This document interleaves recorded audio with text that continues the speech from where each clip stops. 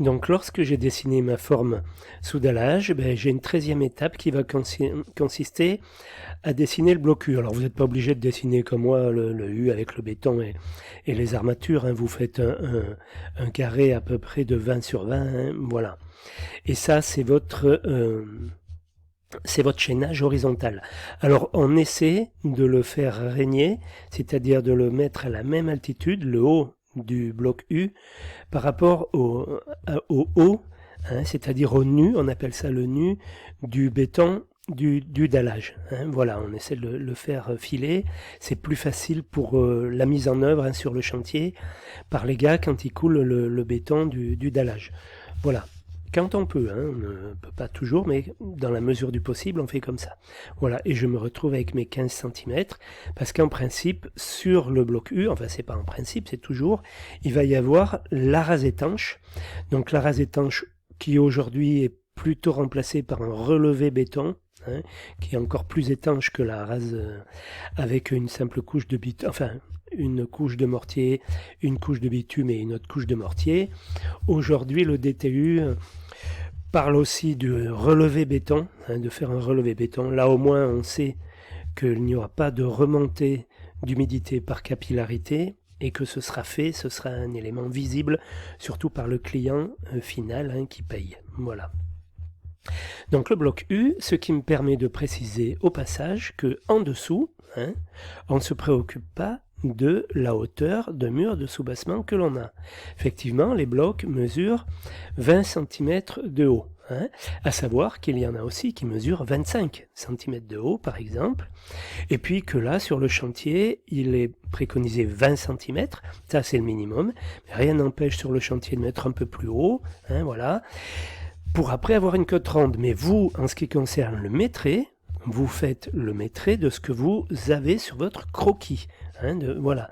Donc là, par exemple, pour moi, j'ai une hauteur de 55 cm. Eh bien, je vais calculer le linéaire de mur de soubassement par une hauteur de 55 pour avoir ma surface de mur de soubassement dans le...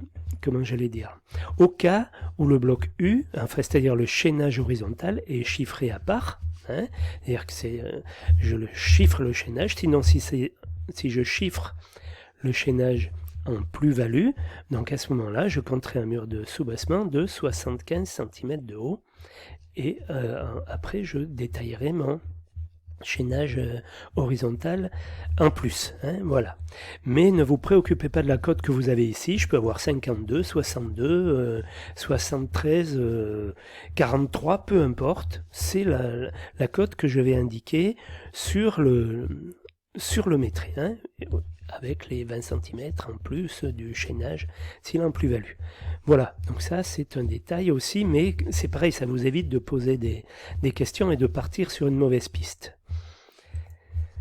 Là, on n'oublie pas d'indiquer que c'est le numéro du croquis. Bon, là, j'ai mis croquis 1, par exemple.